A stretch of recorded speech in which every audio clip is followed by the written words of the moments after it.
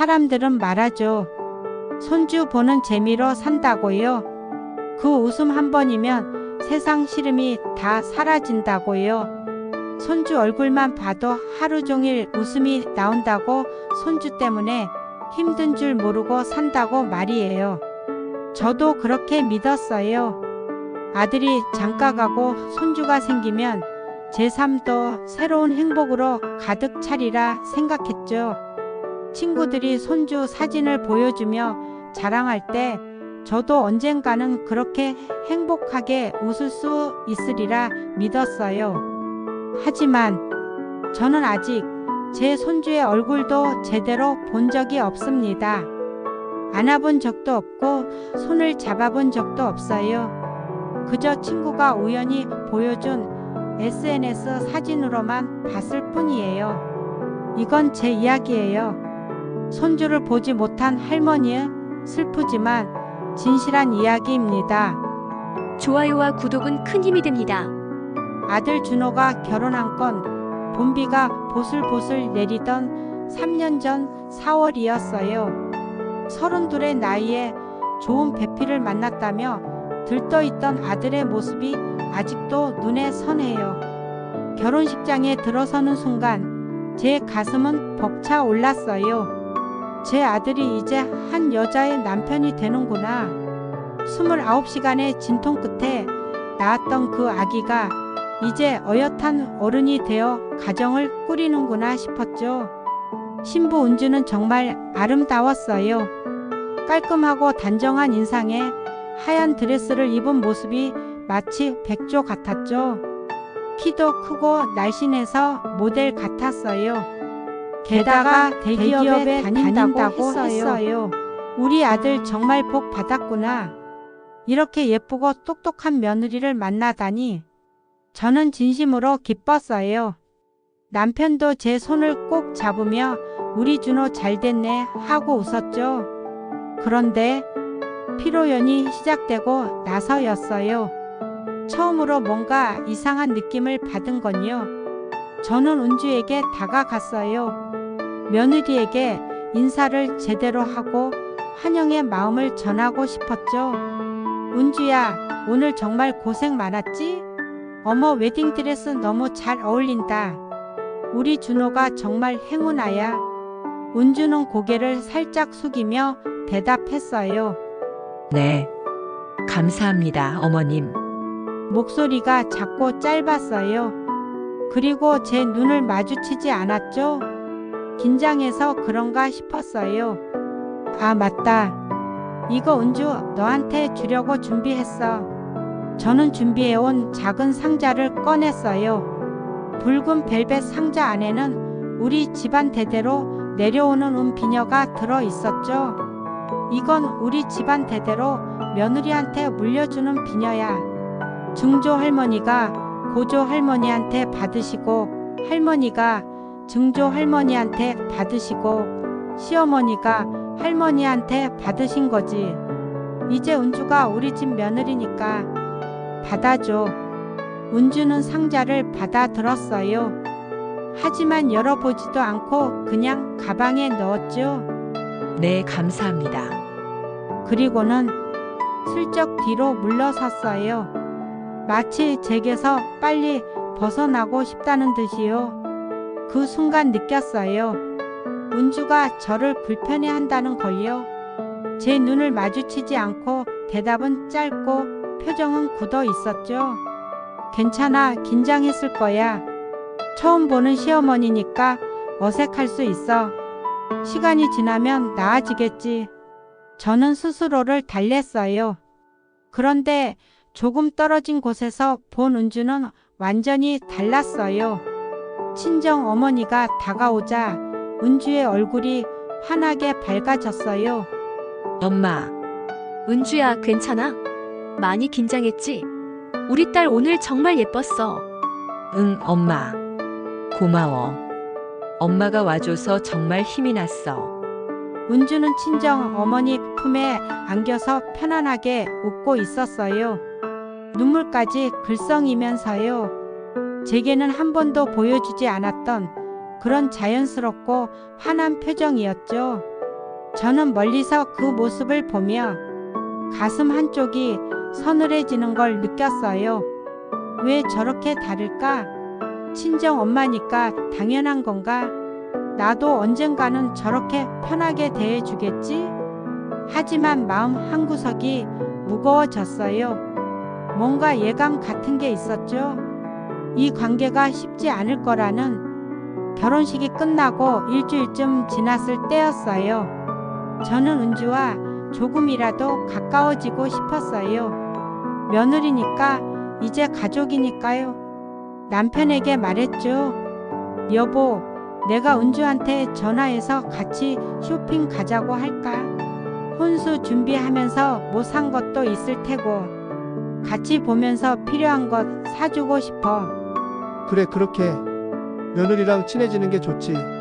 남편도 찬성했어요. 저는 용기를 내서 은주에게 전화를 걸었어요. 손이 떨리더라고요. 왜 떨렸을까요?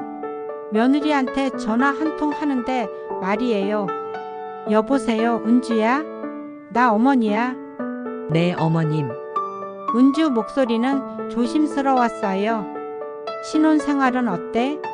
불편한 건 없고? 집은 괜찮아? 네. 괜찮아요. 그래? 다행이다. 있잖아, 은주야. 이번 주말에 시간 되면 나랑 백화점 갈래?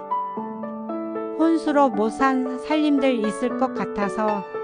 요즘 좋은 냄비 세트도 나왔던데 같이 보면서 필요한 것도 사고 점심도 맛있는 거 먹고. 저는 최대한 밝은 목소리로 말했어요. 전화기 너머로 잠시 침묵이 흘렀어요. 아, 네, 어머님. 근데 준호한테 먼저 물어볼게요. 응? 준호한테? 저는 조금 당황했어요. 시어머니랑 쇼핑 가는데 남편한테 허락을 받아야 하나? 주말에 준호가 일정이 있을 수도 있어서요. 물어보고 연락드릴게요. 그래, 알았어. 준호한테 물어보고 편한 시간 알려줘. 네, 어머님. 전화를 끊었어요. 그날 저녁까지 기다렸어요. 다음날 아침까지 기다렸죠. 이틀, 사흘, 일주일이 지나도 은주한테서는 아무 연락이 없었어요. 바빠서 그런가? 깜빡했나? 다시 전화하려다가 관뒀어요. 너무 재촉하는 것 같아서요. 대신 그 주말 준호한테서 전화가 왔어요. 엄마, 준호야, 잘 지내니? 은주는? 네, 다들 잘 지내요. 엄마도 건강하시죠? 그럼. 근데 준호야, 은주 주말에 시간 된대? 엄마가 같이 백화점 가자고 했거든. 준호가 잠시 말을 멈췄어요. 전화기 너머로 한숨 같은 게 들리는 것 같았죠. 엄마, 그게 왜? 무슨 일 있어? 은주가 아직 엄마랑 단둘이 나가는 게 좀 부담스럽대요. 부담스럽다고? 제 목소리가 떨렸어요. 응. 아직 서로 익숙하지 않아서 그런가 봐. 좀 더 시간을 주면 괜찮아질 거야, 엄마. 그래. 그럼 우리 셋이 같이 나가면 어떨까? 엄마랑 단둘이는 부담스러우면. 그것도 은주가 주말엔 좀 쉬고 싶대요. 주중에 회사 다니느라 피곤하다고. 저는 할 말을 잃었어요. 부담스럽다. 피곤하다. 쉬고 싶다. 그 말들이 가슴에 꽂혔어요. 알았어, 준호야. 그럼 은주 편한 때 얘기해서 연락 줘. 네, 엄마 미안해요. 아니야, 괜찮아. 은주 무리하지 않게 해줘. 전화를 끊었어요. 남편이 물었어요. 어떻게 됐어? 은주가 나랑 나가는 게 부담스럽대. 부담스럽다고? 응. 아직 익숙하지 않아서 그런가 봐. 남편이 제 어깨를 토닥였어요. 괜찮아. 시간이 지나면 나아질 거야. 그렇겠지. 저는 그렇게 대답했지만 마음속으로는 확신이 없었어요. 그때는 몰랐어요. 그 다음이 영영 오지 않을 거라는 걸요. 그 시간이 지나면이 결코 오지 않을 거라는 걸요. 그 한마디가 앞으로 제가 겪을 모든 것의 시작이 될 줄은 몰랐죠. 보이지 않는 벽이 이미 쌓이기 시작한 거였어요. 저와 은주 사이에 높고 두꺼운 벽이요. 결혼한 지 1년쯤 지났을 때였어요. 어느 날 오후 준호한테서 전화가 왔죠. 엄마, 준호 목소리가 평소와 달리 들떠 있었어요. 왜 그래, 준호야? 무슨 일 있어? 엄마 은주가 임신했어요. 뭐? 정말? 순간 세상이 환해지는 것 같았어요. 손이 떨렸죠. 정말이야? 진짜 임신했어? 네, 병원에서 확인했어요. 아직 초기라서 조심해야 한대요. 드디어 나도 할머니가 되는구나. 가슴이 벅차 올랐어요. 눈물이 핑 돌았죠. 준호야, 정말 축하한다. 은주한테도 축하한다고 전해줘. 몸조리 잘하라고. 네, 엄마. 은주도 너무 기뻐해요. 그래, 우리 은주 이제 엄마가 되는구나. 몸 조심하라고 해. 초기가 제일 중요하다고. 내가 미역국도 끓여줄게. 태교에 좋은 음식들 알아봐서 다 해줄게. 고맙습니다, 엄마. 전화를 끊고 저는 남편한테 달려갔어요. 여보, 우리 손주 생겼어요. 준호네가 아기 생겼대요. 뭐? 정말? 남편도 깜짝 놀라서 일어섰어요. 정말이에요. 은주가 임신했대요. 그래? 우리가 이제 할머니 할아버지가 되는구나. 남편이 저를 꼭 안아줬어요. 우리는 그날 밤 손 꼭 잡고 울었어요. 기쁨의 눈물이었죠.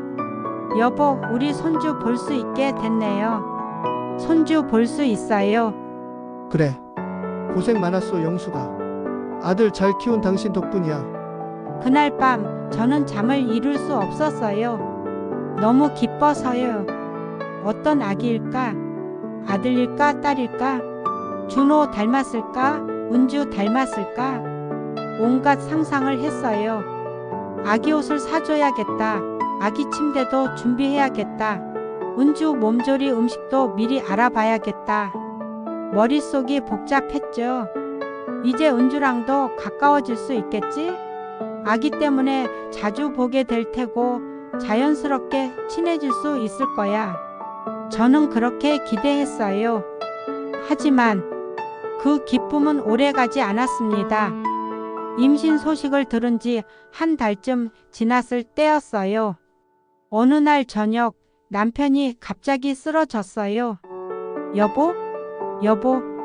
저녁 식사를 하다가 갑자기 안색이 하얗게 변하더니 의자에서 미끄러지듯 쓰러진 거예요. 여보, 정신 차려요. 여보. 저는 미친 듯이 119를 불렀어요. 구급차가 오기까지의 시간이 영원처럼 느껴졌죠. 병원 응급실에서 기다리는 동안 저는 손톱을 물어뜯으며 기도했어요. 제발 괜찮게 해주세요. 손주 얼굴도 보지 못하고 가시면 안 돼요. 한참을 기다린 후 의사 선생님이 나오셨어요. 보호자분 되시나요? 네, 저 환자 아내예요. 우리 남편 어떻게 됐어요? 의사 선생님이 조심스럽게 입을 여셨어요. 일단 안정은 됐습니다. 하지만 검사 결과가 좋지 않습니다. 검사 결과요? CT와 내시경 결과 위암으로 확인됐습니다. 그것도 3기입니다. 네? 귀가 멍했어요. 남편의 목소리가 들리는 것 같았어요. 하지만 뭐라고 하는지 알아들을 수가 없었죠. 위암? 3기요? 네. 암세포가 상당히 진행된 상태입니다. 지금 당장 수술을 해야 하고 그 후에도 항암 치료를 받아야 합니다. 얼마나 걸리나요? 수술 후 회복 기간이 최소 한 달, 그 후 항암 치료가 6개월에서 1년 정도 예상됩니다. 쉽지 않은 싸움이 될 겁니다. 저는 그 자리에 주저앉고 싶었어요. 다리에 힘이 풀렸거든요. 왜 하필 지금이야? 손주가 태어난다는 기쁜 소식을 들은 지 한 달밖에 안 됐는데, 하지만 무너질 수 없었어요. 제가 무너지면 남편은 어떻게 하나요? 알겠습니다, 선생님. 수술 일정 잡아주세요. 그날부터 제 삶은 완전히 달라졌어요. 수술, 항암, 통증, 매일이 전쟁이었죠. 남편은 수술을 받고 중환자실에 일주일, 일반 병실에 3주를 누워 있었어요. 저는 병원 보호자 의자에서 조금씩 잠을 자며 남편을 간병했죠. 밥을 먹여드리고 약을 챙기고 통증으로 신음하시는 걸 지켜보고 항암 부작용으로 토하시는 걸 닦아드리고, 제 몸도 성한 데가 없었어요. 허리는 끊어질 것 같았고 손목은 시큰거렸죠. 하지만 참을 수밖에 없었어요. 괜찮아질 거야. 우리 남편은 강한 사람이야. 손주도 봐야 하잖아. 꼭 이겨낼 거야. 저는 그렇게 스스로를 다독이며 버텼어요. 그러던 어느 날 준호한테서 전화가 왔어요. 엄마, 준호야. 아버지 병실인데 큰 소리로 얘기 못해. 무슨 일이야? 엄마. 은주가 딸 낳았어요. 순간 시간이 멈춘 것 같았어요. 뭐라고? 딸이에요. 건강한 딸. 3.2kg. 그래. 은주는 괜찮아? 네, 다행히 순산이었어요. 가슴이 벅차오르면서도 동시에 무너져 내렸어요. 손녀가 태어났구나. 내 손녀가. 하지만 저는 지금 병원 복도에 서 있었어요. 남편이 누워있는 병실 앞에요. 이름은 뭐라고 지었어? 할인이요. 할인이. 예쁜 이름이네. 엄마도 빨리 보고 싶으시죠? 준호가 조심스럽게 물었어요. 그럼 당연하지. 엄마 손녀인데. 하지만 저는 알고 있었어요. 제가 지금 갈 수 없다는 걸요. 준호야, 엄마가 지금 아버지 병실에 있거든. 당분간은 여기를 떠날 수가 없을 것 같아. 네, 알아요, 엄마. 미안하다, 준호야. 어머니가 정말 보고 싶은데. 괜찮아요, 엄마. 아버지 잘 돌봐드리세요. 저희는 괜찮아요. 전화를 끊고 저는 병실로 돌아갔어요. 남편이 힘없이 웃으며 물었어요. 손녀 낳았다며? 네, 딸이래요. 할인이래요. 그래, 다행이네. 당신 가서 보고 와. 무슨 소리예요? 당신 두고 어떻게 가요? 남편이 제 손을 잡았어요. 미안하오, 영수가.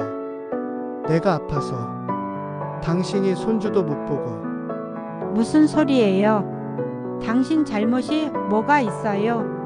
손주는 나중에 봐도 돼요. 하지만 제 눈에서는 눈물이 흘러내렸어요. 나는 언제 할인이를 볼 수 있을까? 할머니인데, 손녀가 태어났는데 병실 창밖으로 봄비가 내리고 있었어요. 할인이가 태어난 날 봄비가 내렸죠. 며칠이 지나고 다시 준호한테서 전화가 왔어요. 엄마, 응, 준호야. 할인이 잘 크고 있어? 네. 그런데 엄마, 준호 목소리가 조심스러웠어요.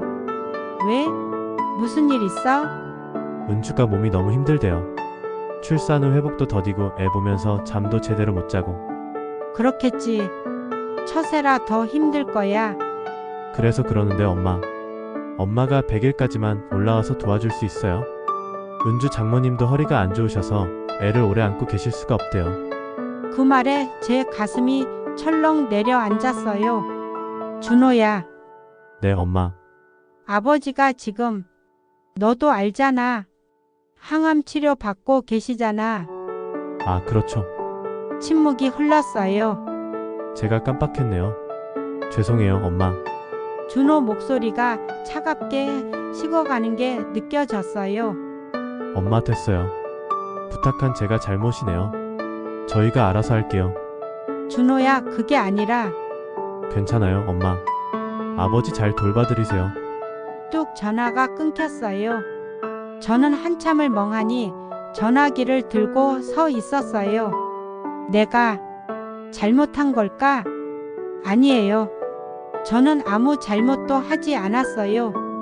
남편이 암 투병 중인데 어떻게 집을 비울 수 있겠어요? 하루 이틀도 아니고 100일이나 말이에요. 하지만 가슴 한쪽이 무너지는 것 같았어요. 은주는 지금 어떤 생각을 하고 있을까? 시어머니가 출산한 며느리와 손주를 챙기지 않는다고 서운해하고 있을까? 아니면 저는 처음부터 기대도 안 했어요. 라고 생각하고 있을까? 그날 밤 병실에서 남편 곁을 지키며 생각했어요. 나는 지금 누구를 위해 살고 있는 걸까? 남편을 돌봐야 하는 아내, 손녀를 보고 싶은 할머니, 며느리를 도와줘야 하는 시어머니, 제가 누구인지 모르겠더라고요. 하지만 선택해야 했어요. 남편을 선택했어요. 함께 살아온 35년, 평생을 같이 한 사람이었으니까요. 하지만 그 선택이 제게 어떤 결과를 가져올지는 몰랐습니다. 그날 이후로 저는 준호한테 할인이 사진을 달라고 조심스럽게 부탁했어요.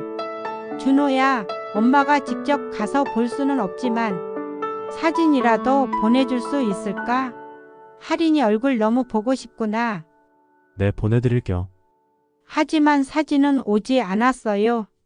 일주일을 기다렸고, 2주를 기다렸고, 한 달을 기다렸지만 아무것도 오지 않았죠. 다시 전화하기가 미안했어요. 혹시 제가 너무 귀찮게 구는 건 아닌가 싶어서요. 그렇게 저는 손녀 할인이가 태어났는데도 얼굴 한 번 제대로 보지 못했습니다. 사진 한 장 없었어요. 제 핸드폰에는 할인이 사진이 단 한 장도 없었죠.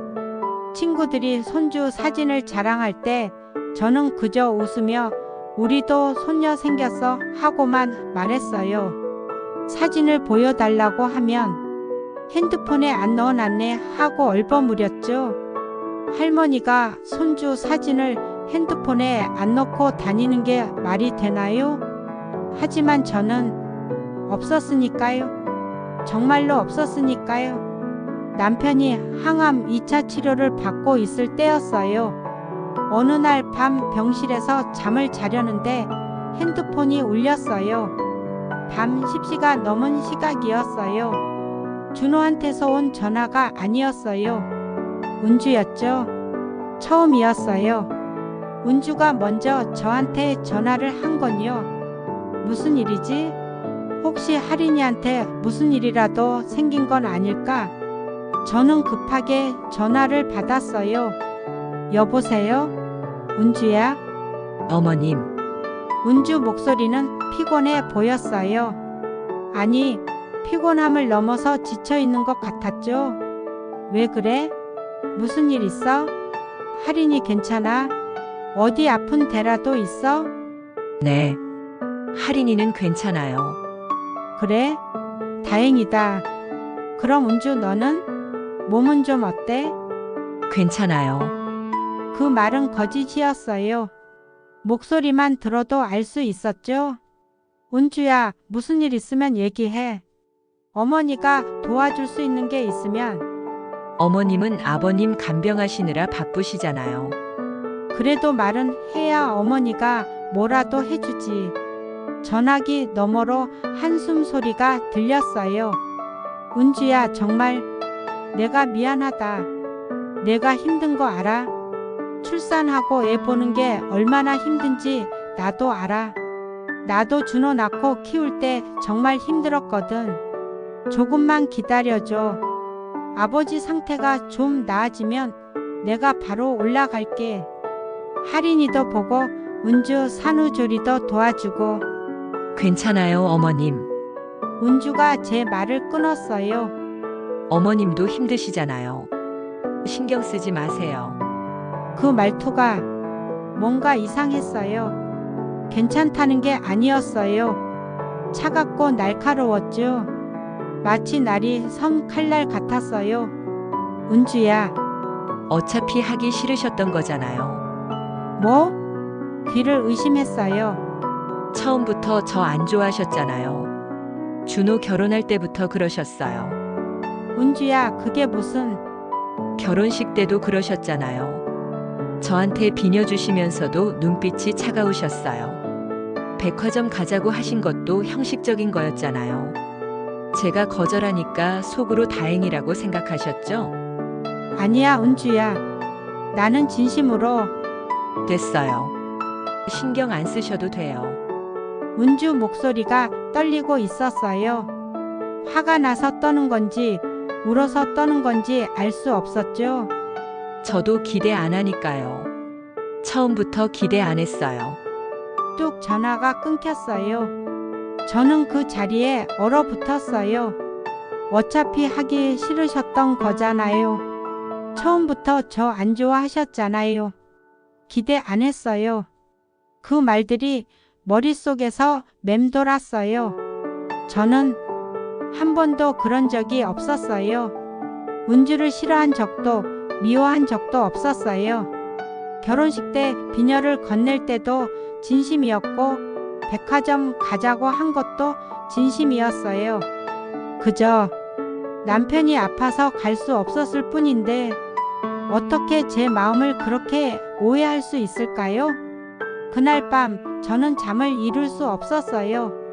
병실 간이 침대에 누워서 천장만 바라봤죠. 내가 뭘 잘못한 걸까? 내가 은주한테 잘못한 게 있나? 머릿속을 계속 되짚어 봤어요. 결혼식 날 비녀를 건넬 때 제 표정이 차가웠나? 아니에요. 저는 미소 지으며 건넸어요. 백화점 가자고 했을 때 형식적이었나? 아니에요. 진심으로 함께 시간을 보내고 싶었어요. 임신 소식을 들었을 때 기뻐하지 않았나? 아니에요. 세상에서 제일 기뻤어요. 저는 항상 최선을 다했어요. 그런데 왜 은주는 저를 그렇게 생각하는 걸까요?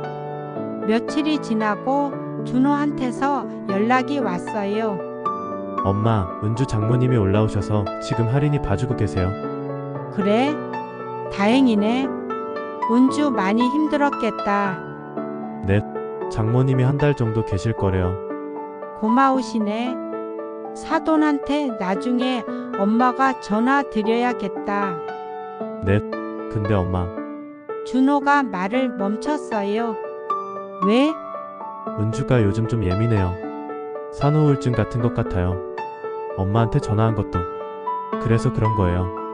너무 신경 쓰지 마세요. 산후우울증. 의사 선생님한테 상담도 받고 있어요. 조금 있으면 나아질 거예요. 그렇구나. 은주 많이 힘들겠다. 나도 옆에 있어주고 싶은데. 괜찮아요, 엄마. 아버지 잘 돌봐드리세요.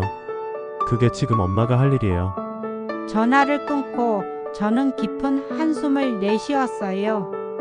고마웠어요. 은주 친정어머니가 와서 할인이를 돌봐주신다니. 하지만 동시에 마음이 너무 쓰렸어요. 나는 왜 가지 못하는 걸까?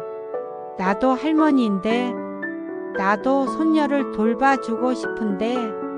남편 병실을 보니 눈물이 났어요. 이 사람을 두고 어떻게 가? 남편이 이렇게 아픈데 하루라도 곁을 떠날 수가 없어. 하지만 마음 한쪽은 계속 아팠어요. 그래서 생각했어요. 내가 직접 갈 수는 없지만 뭔가 도움이 될 수 있는 걸 보내자. 그래야 은주도 내 마음을 알 수 있을 거야. 저는 시장에 나갔어요. 남편이 낮잠을 자는 시간을 이용해서요. 한약방을 찾아갔죠. 사장님, 산후조리에 좋은 한약 좀 지어주세요. 며느리가 출산하고 몸이 많이 약해져서요. 아, 그러세요? 산모분 나이가 어떻게 되세요? 33이요. 그럼 이 처방으로 지어드리면 좋을 것 같네요. 기력 회복에 도움이 되고 모유 수유에도 좋아요. 네, 좋은 재료로 정성껏 부탁드려요. 한약을 짓는데 이틀이 걸렸어요. 재료값만 80만 원이 나왔어요. 적은 돈이 아니었지만 괜찮았어요. 은주가 이거 먹고 건강해지면 그걸로 충분해. 돈이 무슨 대수야. 이틀 후 한약이 준비됐다는 연락을 받고 찾아갔어요. 한약 봉지를 하나하나 정성껏 포장했죠. 그리고 집에 와서 손편지를 썼어요. 은주야, 어머니가 곁에 있어주지 못해서 정말 미안하구나. 마음 같아서는 당장이라도 달려가고 싶지만 아버지가 아파서 그럴 수가 없네. 이 한약은 산후조리에 아주 좋은 거라고 해. 한약방 사장님이 최고 좋은 재료로 정성껏 지어주셨단다. 하루에 한 봉씩 따뜻하게 데워서 마시면 몸에 좋을 거야. 기력도 회복되고 모유 수유에도 도움이 된다고 하더구나. 할인이도 잘 키우고 은주도 건강 챙기렴. 언제나 너희를 생각하고 있어. 어머니가 편지를 쓰면서 눈물이 났어요. 이렇게라도 은주한테 내 마음을 전하고 싶어. 내가 무심한 시어머니가 아니라는 걸, 정말로 은주와 할인이를 아끼고 있다는 걸. 허리가 끊어질 듯 아팠어요. 남편 간병하느라 제 몸도 성한 데가 없었거든요. 하지만 참았어요. 한약과 편지를 정성껏 포장해서 보온 박스에 넣고 아이스팩도 함께 넣었죠. 그리고 택배를 보냈어요. 준호네 집으로요. 이틀 후 배송 완료 문자가 왔어요. 저녁까지 기다려 봐야지. 저녁에 은주가 연락하겠지. 하지만 저녁이 되어도 연락이 없었어요. 다음 날까지 기다렸어요. 그래도 연락이 없었죠. 사흘째 되는 날 제가 먼저 준호한테 전화를 걸었어요. 준호야, 한약 받았어? 어머니가 은주 생각해서 보낸 건데. 아, 그거요? 받았어요. 은주 마셨어? 몸에 좋을 거야. 한약방에서 산후조리 전문으로 지은 거래. 잘 모르겠어요, 엄마. 은주가 뭐라고 하진 않았어요. 뭐라고 하지 않았다고? 제 목소리가 떨렸어요. 응. 그냥 받았다고만 했어요. 감사하다는 말은 없었어? 글쎄요. 제가 물어볼까요? 아니야, 됐어. 그냥 잘 챙겨 먹으라고만 전해줘. 네, 알겠습니다. 전화를 끊었어요. 감사하다는 말도 없다고? 가슴이 답답했어요. 한약 잘 받았습니다. 어머님, 감사합니다. 정성 감사히 받겠습니다. 그 한마디면 됐는데 그것조차 없었어요. 일주일쯤 지나고 다시 준호한테 물어봤어요. 은주 한약 잘 마시고 있어? 효과 있는 것 같아. 아, 그거요, 엄마. 준호가 뭔가 말하기 곤란한 듯 머뭇거렸어요. 왜? 무슨 문제라도 있어? 은주가 한약은 안 맞는데요. 맛도 쓰고 먹으면 속이 안 좋대요. 그래? 네. 그래서 그냥 영양제 먹는다고 했어요. 그래도 어머니 마음은 고맙대요. 고맙대요. 그 말이 정말 고마운 마음에서 나온 걸까요? 저는 확신할 수 없었어요. 그럼 그 한약은 어떻게 됐어? 아, 그건 제가 먹고 있어요. 버리긴 아까워서요. 저는 아무 말도 할 수 없었어요. 그렇게 제가 80만 원을 들여 허리 아픈 걸 참아가며 정성껏 지은 한약은 며느리에게 거부당했습니다. 아니, 거부당한 것도 모자라서 아마도 대부분은 버려졌겠지요. 준호가 먹는다고 했지만 한 달치 한약을 혼자 다 먹을 리 없으니까요. 그날 밤 저는 병실 화장실에 들어가서 소리 없이 울었어요. 왜 이렇게 힘들까?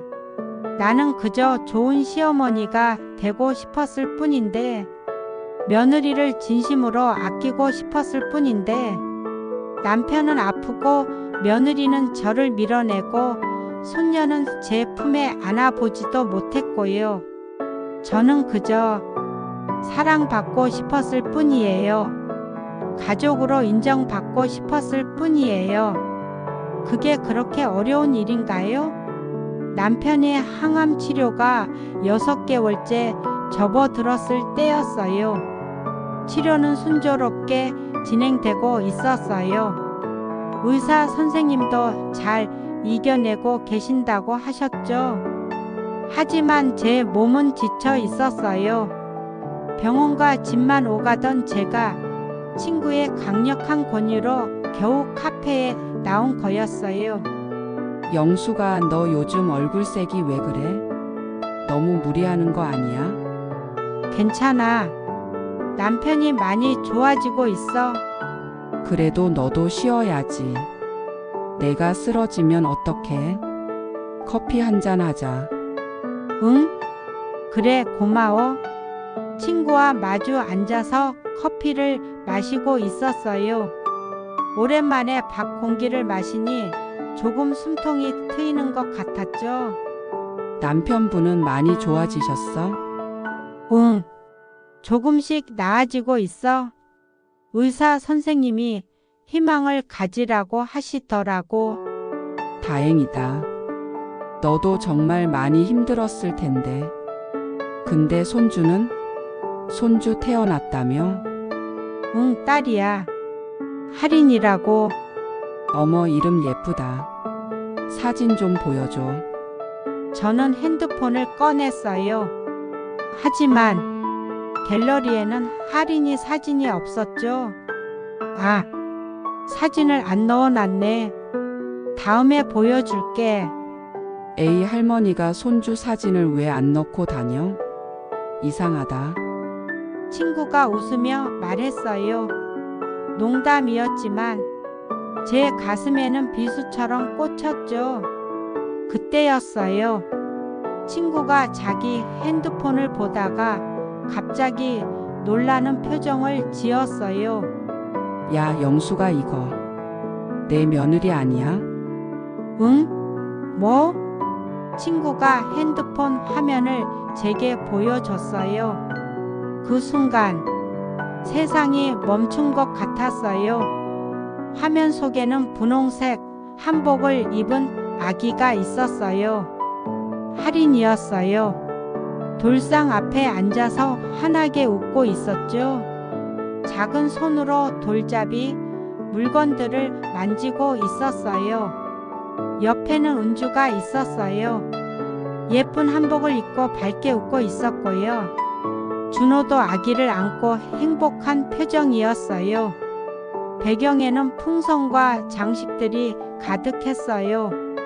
제법 큰 규모의 파티 같았죠. 돌잔치. 사진 캡션을 읽었어요. 우리 할인이 첫 돌 건강하게 자라줘서 고마워. 가족들과 함께한 소중한 시간. 해시태그 첫돌, 해시태그 돌잔치, 해시태그 우리 딸, 해시태그 사랑해. 저는 그 가족들 속에 없었어요. 손이 떨렸어요. 핸드폰을 제대로 잡을 수가 없었죠. 영수가 너 이거 몰랐어? 친구가 조심스럽게 물었어요. 응, 몰랐어. 너 초대 못 받은 거야? 시어머니인데? 그런가 봐. 친구가 난처한 표정으로 핸드폰을 거뒀어요. 미안해, 영수가. 내가 괜히 보여줬네. 몰랐으면 그냥 모르고 사는 게 나았을 텐데.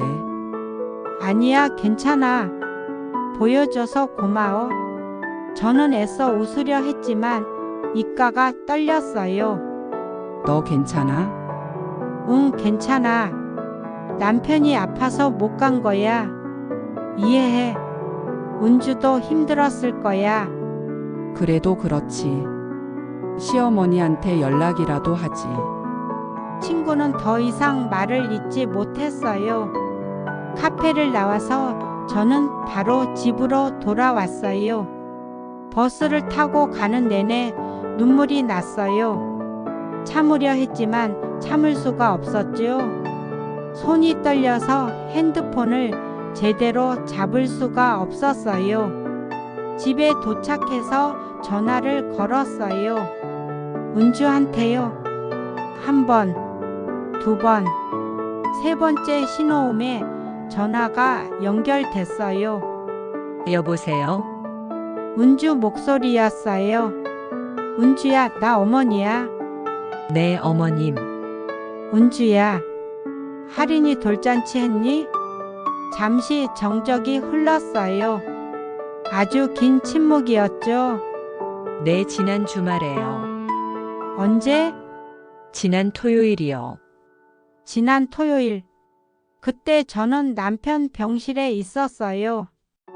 항암 치료 스케줄 때문에 병원에서 주말을 보냈죠. 그랬구나. 목소리가 잠겼어요. 은주야, 우린 왜 부르지 않았니? 나도 할머니잖니. 할인이 할머니잖아. 죄송해요, 어머님. 사람이 많으면 할인이가 놀랄까봐. 조촐하게 친정 식구들만 모였어요. 친정 식구들만. 은주야, 우리도 가족이잖니.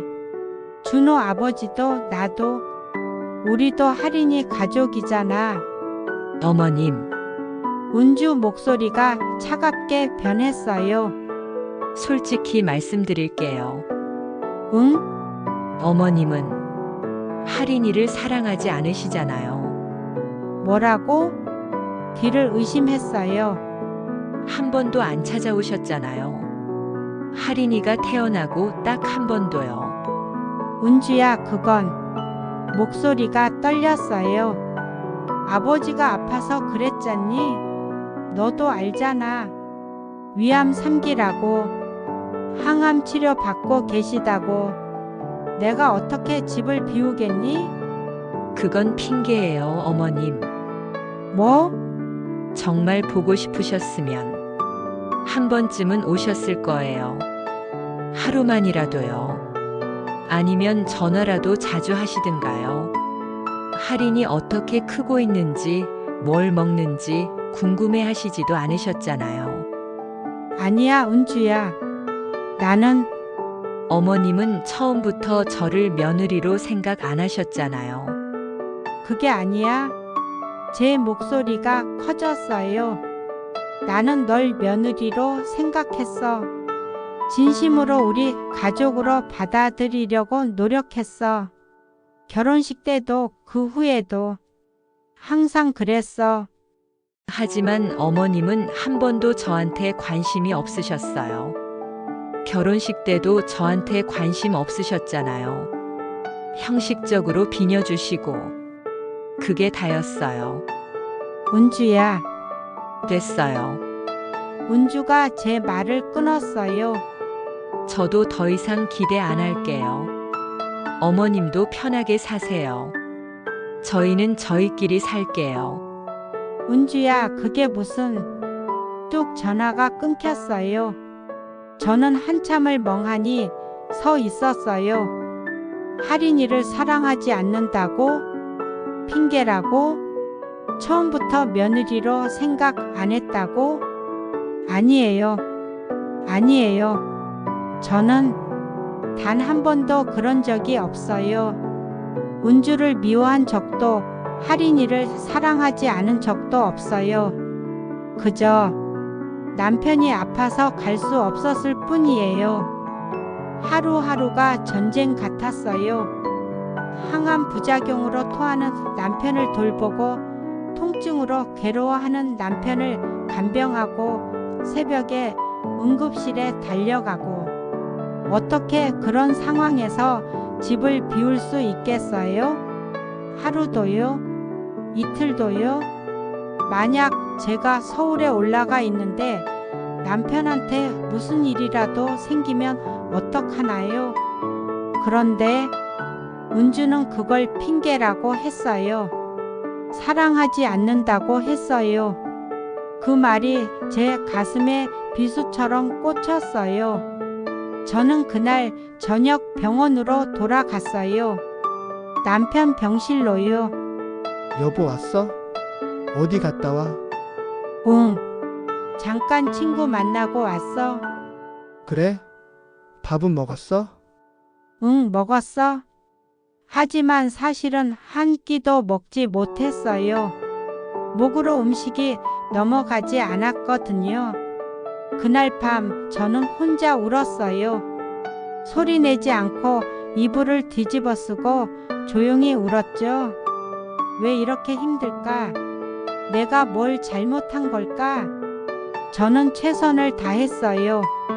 남편도 돌보고 며느리한테도 한약을 보내고 손주 얼굴이라도 보려고 사진을 부탁하고 하지만 아무도 제 마음을 알아주지 않았어요.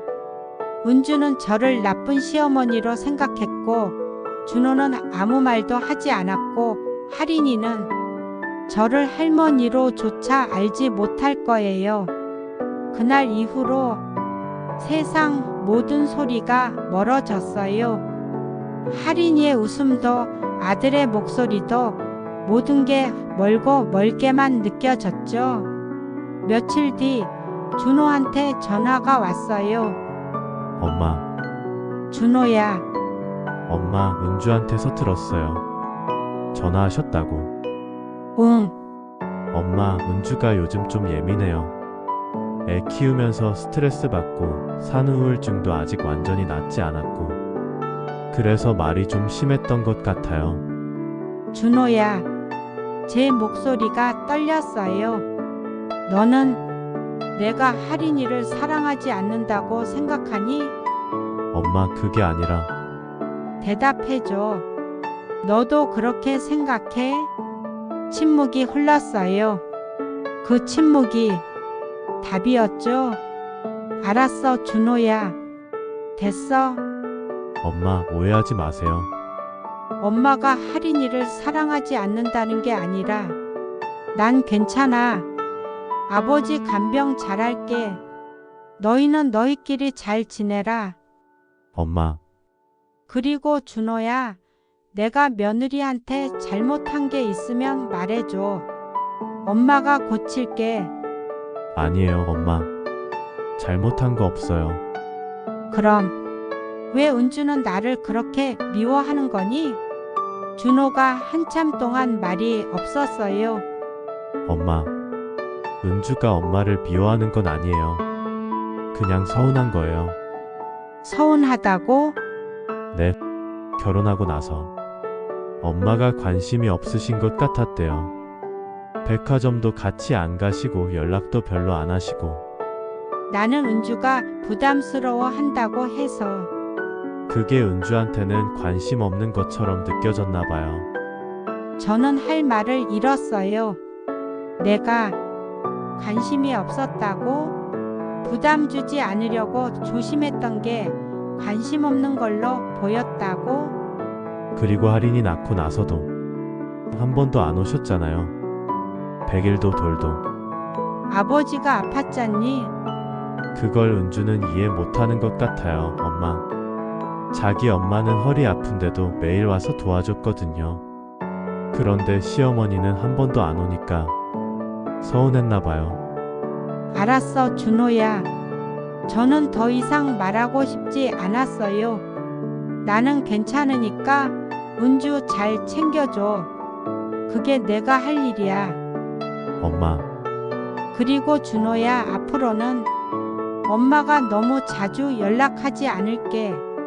은주가 부담스러워 하니까 엄마, 그게 무슨, 전화를 끊었어요. 그날 저는 깨달았어요. 제가 아무리 노력해도 은주에게 저는 영원히 나쁜 시어머니일 거라는 걸요. 할인이에게 저는 할머니가 아니라 그냥 먼 사람일 거라는 걸요. 돌잔치 사진 속 행복하게 웃고 있는 가족들, 그 속에 저는 없었습니다. 그리고 앞으로도 영원히 없을 것 같았어요. 돌잔치 이후로 몇 달이 지났어요. 연락이 없었어요. 준호한테서도 은주한테서도 아무도 전화하지 않았죠. 명절이 지나갔어요. 설날, 추석, 아들네 식구들은 내려오지 않았어요. 친정에 가야 한대요. 준호가 짧게 말했죠. 그렇게 저는 명절을 남편과 둘이 보냈어요. 저도 더 이상 먼저 연락하지 않았어요. 언젠가는 연락이 오겠지. 언젠가는 그렇게 기다렸죠. 하지만 그 언젠가는 오지 않았어요. 남편은 조금씩 회복되고 있었어요. 항암 치료가 끝나고 이제는 정기 검진만 받으면 되는 상태였죠. 여보, 이제 좀 괜찮아진 것 같아요. 의사 선생님도 잘 이겨냈다고 하시더라고요. 다 당신 덕분이요, 영수가. 당신이 없었으면 나 진작에 갔을 거야. 무슨 소리예요? 당신은 강한 사람이에요. 하지만 마음 한구석은 여전히 허전했어요. 할인이, 제 손녀는 이제 돌이 지나 15개월쯤 됐을 텐데 저는 아직도 제대로 본 적이 없었죠. 사진으로만, SNS에 올라온 사진으로만 봤어요. 어쩌다 친구가 보여주는 화면 속에서요. 친구들이 모이면 다들 손주 자랑이었어요. 우리 손주가 벌써 걷기 시작했어. 우리 손주는 말을 벌써 3마디나 해. 저는 그냥 웃으며 듣기만 했어요. 할 말이 없었거든요. 그러던 어느 날 준호한테서 오랜만에 전화가 왔어요. 몇 달 만이었죠. 엄마, 준호야, 오랜만이다. 잘 지냈어? 할인이는? 네, 다들 잘 지내요. 목소리가 평소와 달랐어요. 뭔가 무거운 느낌이었죠. 왜 그래? 무슨 일 있어? 엄마, 요즘 형편이 좀 어려워요. 제 가슴이 철렁했어요. 돈 얘기를 하려는 건가? 형편이? 무슨 일인데?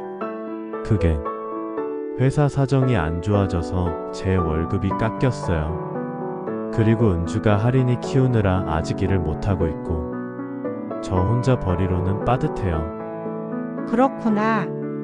많이 힘들겠다. 네, 카드값도 밀리고 대출 이자도 내야 하는데 준호가 말을 잠시 멈췄어요. 엄마, 500만 원만 빌려주시면 안 될까요? 500만 원. 적은 돈이 아니었어요. 하지만 아들이 어렵다는데 안 도와줄 수는 없었죠. 그래, 알았어. 어머니가 보내줄게. 정말요? 고맙습니다, 엄마. 아니야, 괜찮아. 우리 아들인데. 근데 준호야, 저는 조심스럽게 물었어요. 그러면 이번에 할인이 좀 볼 수 있을까? 준호가 잠시 말이 없었어요. 엄마, 응? 할인이 데리고 내려갈게요. 한 일주일 정도. 정말? 진짜야? 제 가슴이 두근거렸어요. 드디어 드디어 할인이를 볼 수 있구나. 안아볼 수 있구나. 고맙다, 준호야. 정말 고맙다. 언제 내려올 수 있어? 엄마가 돈 보내주시고 나서요. 응? 준호 말이 이상했어요. 돈 받고 나서 내려온다는 거야? 네. 그때 은주랑 얘기해서 일정 잡을게요. 아마 다음 주쯤? 그 순간 뭔가 이상한 느낌이 들었어요. 준호야, 너 지금 무슨 말 하는 거니? 무슨 말이요? 돈 주면 손주 보여주고 안 주면 못 본다는 거니? 엄마, 그게 무슨 말씀이세요? 그냥 형편이 어려워서 그래요. 엄마도 손주 보고 싶으시잖아요. 그래서 내려가는 김에. 아니야, 준호야. 제 목소리가 떨렸어요. 너 지금 할인이를 볼모로 잡겠다는 거니? 엄마, 무슨 말씀을 그렇게 하세요? 아니면 뭐니? 돈 주면 손주 보여주고 안 주면 못 본다는 게 이게 무슨 거래야? 엄마, 오해하시는 거예요. 가족이 할 말이니? 제 목소리가 커졌어요. 돈이 필요하면 돈 달라고 해. 그럼 내가 줄게. 당연히 줄 거야. 우리 아들인데. 근데 왜 그 말에 할인이를 끼워 넣는 거야? 엄마, 손주를 보는 게 돈으로 사야 하는 거니? 할머니가 손주 보려면 돈을 내야 하는 거야? 엄마, 그게 아니라. 준호가 잠시 말이 없었어요. 그러더니 차갑게 말했어요. 엄마도 그동안 할인이한테 뭘 해주신 게 있어요? 뭐? 돌잔치 때도 안 오셨잖아요.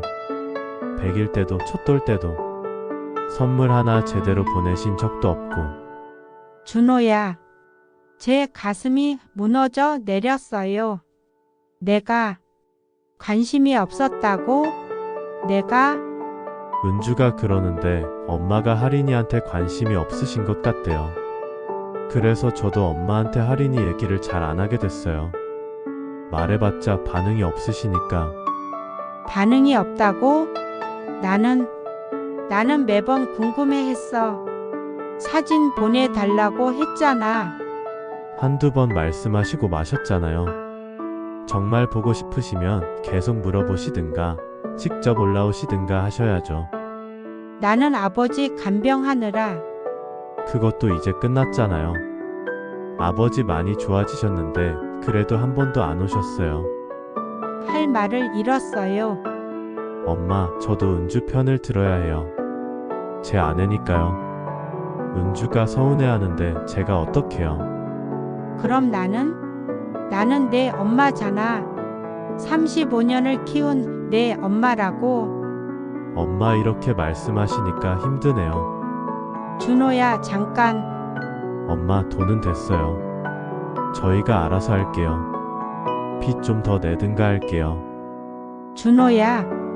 그리고 엄마, 너무 자주 연락하지 마세요. 은주가 부담스러워해요.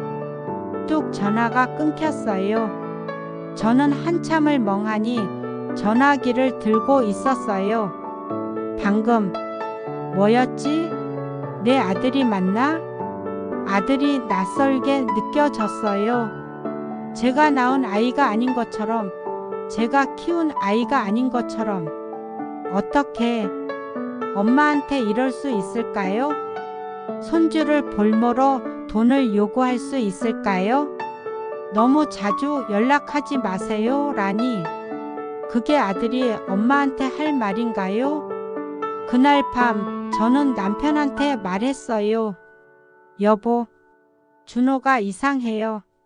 왜? 무슨 일 있어? 돈 달라고 하는데 그 대가로 할인이를 보여주겠대요. 남편도 깜짝 놀랐어요. 뭐? 그게 무슨 소리야? 저도 모르겠어요. 우리 아들이 이런 애가 아니었는데 남편이 한참 동안 말이 없었어요. 여보, 남편이 제 손을 잡았어요. 며느리 영향인 것 같네. 그런 것 같아요. 속상하겠다. 하지만 우리 아들이야. 정신 차릴 거야. 정말 그럴까요? 저는 확신이 없어요. 남편도 아무 말 하지 못했어요. 며칠 뒤 준호한테서 문자가 왔어요. 엄마, 죄송해요. 제가 말을 잘못했어요. 돈은 괜찮아요. 저희가 알아서 할게요.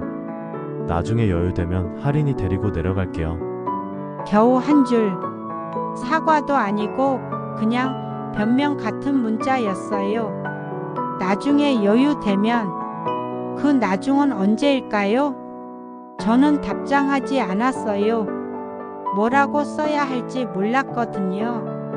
그날 이후로 준호와의 연락은 더 뜸해졌어요. 명절에도, 제 생일에도, 남편 생일에도 아무도 연락하지 않았죠. 저는 이제 알았어요. 제가 그들에게 어떤 존재인지를요.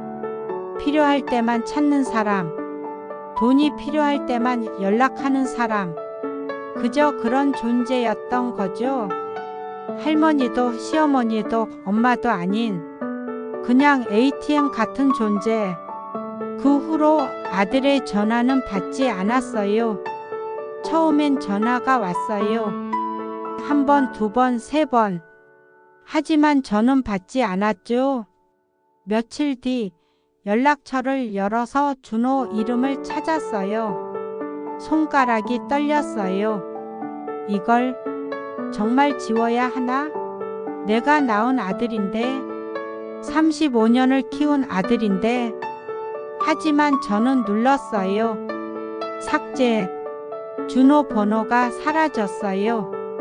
은주 번호도 지웠어요. 그렇게 그들과의 연결고리를 끊었습니다. 마음을 닫았죠. 더 이상 상처받고 싶지 않아. 더 이상은 안 돼. 그날 저녁 남편이 제 옆에 앉았어요. 네, 괜찮아요. 여보. 제 목소리가 떨렸어요. 제가 뭘 잘못한 걸까요? 저는 최선을 다했는데 왜 이렇게 된 걸까요? 눈물이 났어요. 참으려 했는데 참을 수가 없었어요.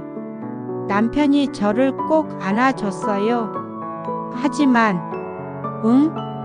그 한마디가 참 따뜻했어요. 고마워요, 여보. 남편이 제 등을 토닥여줬어요. 저는 그 품에서 한참을 울었어요. 그날 밤 저는 마지막 문자를 보냈습니다. 준호에게요. 손가락이 떨렸지만 저는 썼어요. 준호야, 앞으로 연락하지 마라. 어머니는 이제 너희 가족이 아니다. 우리 장례식에도 오지 마라. 어머니와 아버지가 돌아가시면 그냥 모르는 척하고 살아라. 우리는 이제 남이다. 문자를 보내고 저는 전화기를 꺼버렸어요. 이제 정말 끝이었어요. 아들과도 며느리와도 손녀와도 모든 게 끝났어요. 며칠이 지났어요.